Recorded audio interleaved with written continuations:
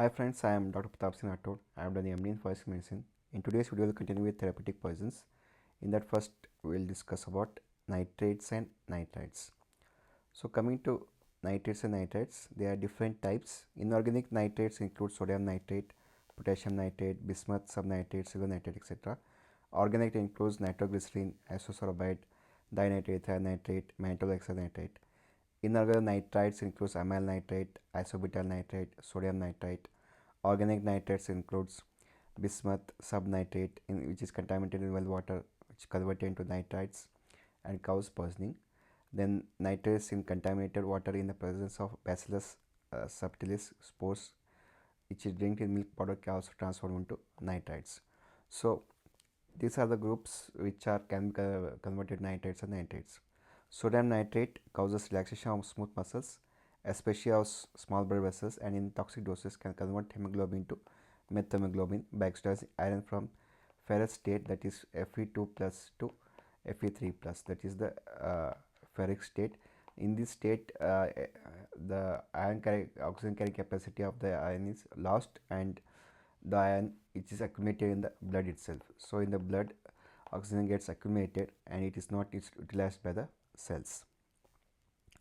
Symptoms of nitrates and nitrites: there is throbbing headache, vertigo, low blood pressure, palpitations, nausea, vomiting, colic bloody diarrhea with syncope. Then there is methemoglobinemia, cyanosis, anoxia, hypercapnia, raised intracranial pressure and intraocular tension. Passes coma followed by clonic conversions. Death is because of circulatory collapse. Fetal dose is sodium nitrate is 1 to 2 grams, nitroglycerin is 200 milligrams, sodium nitrate is 2 to 10 grams, potassium nitrate is 30 grams, barium nitrate is 15 grams.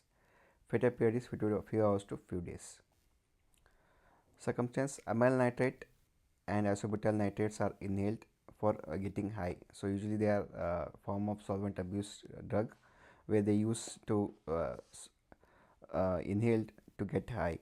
They may also be used as an aphrodisiac and then to enhance the prolonged sexual orgasms, and also by some homosexual men to relax anal sphincter. When overdosed, person may even die. Treatment: induce emesis with epicac if the patient is alert, followed by activated charcoal. Gastric lavage with intubation. Magnesium sodium sulfate or sorbitol is useful. If methemoglobinemia is present, if it is more than 30%, then methylene blue is given, which converts methemoglobin into hemoglobin. Exchange transfusion for infants and patients with a methemoglobin level more than 70%. If a methemoglobin concentration is more than 70%, transfusion has to be given. Then 720 treatment is given. Come to methemoglobinemia, this which is a condition mainly seen because of nitrates and others condition also. Methemoglobin is a hemoglobin in which the normal ferrous ion of the heme moiety has been oxidized to ferric state. So again, because of certain conditions, Fe2 plus is converted to Fe3 plus. Because of that, the oxygen carrying capacity of iron is lost, making it incapable of oxygen transport. The shape of oxygen hemoglobin dissociation curve is altered, aggravating cellular hypoxia. So even though oxygen is present in the blood, it is not utilized by the cells. So based on concentration of hemoglobin, the symptoms differ. If methemoglobin, if 0 to 3%, it is normal level. 3 to 15% of methemoglobin is present, there is symptoms are less, but there is gray skin is present. 16-20% of methemoglobin causes cyanosis, chocolate brown blood. 21 to 50% of methemoglobin causes dyspepsia, exercise intolerance, headache, fatigue, dizziness, syncope, weakness. 51 to 70% person has tachypnea, metabolic acidosis, dysarrhythmias, severe depression, taking to coma. So mainly because the person, even though he has oxygen but cannot enable to utilize it, there is increased respiration, metabolic acidosis because of increased accumulation of carbon dioxide in the blood. Then dysarrhythmias are seen. Then more than 70% there is severe hypoxic symptoms are seen. Person usually dies because of asphyxia. Coming to causes of methemoglobinemia, it may be hereditary where there is hemoglobin M, methemoglobin is present itself. Then NAD deficiency, then methemoglobin reductase deficiency is also present. Acquired where they act with nitrites, if the person consumes nitrites, also in food high in nitrates can also cause methemoglobin. Indirect oxidants like aniline dye, benzocaine, sulfonamides, chlorobenzene, dapsone, naphthalene, nitrophenol, nitroprusside can also all can cause methylglobin.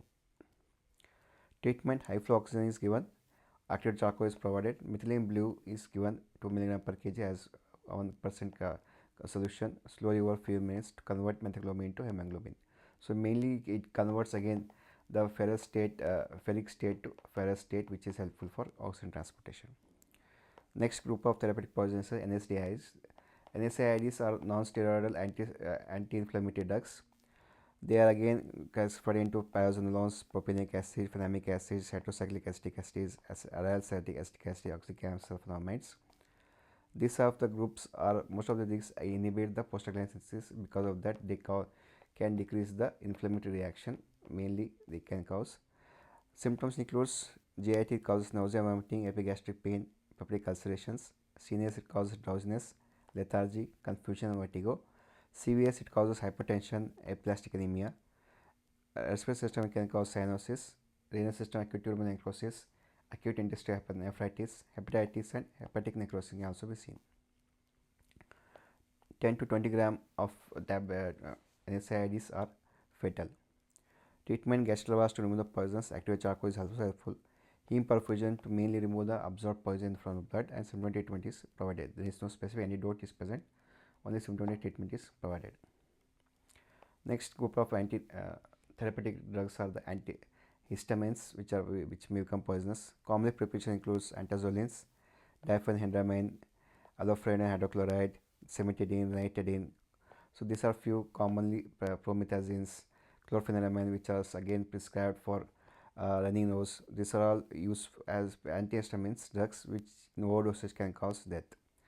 Symptoms of antihistamines include CNS depression, drowsiness, lethargy, fatigue, hypnosis, and coma. There is also vertigo, ataxia, tinnitus, dilated pupils, and blurred vision. The initial sedation is often followed by CNS hyperexcitability. Sometimes the excitement is first evidence of poisoning. So initially it can cause there is lethargy. Persons usually have a sleepy person. Later on it becomes hyperexcitability. But sometimes it is for if there is excitement, it may be a first evidence of poisoning by antihistamines. There are tremors, anxiety, insomnia, excitement, delirium, convulsions.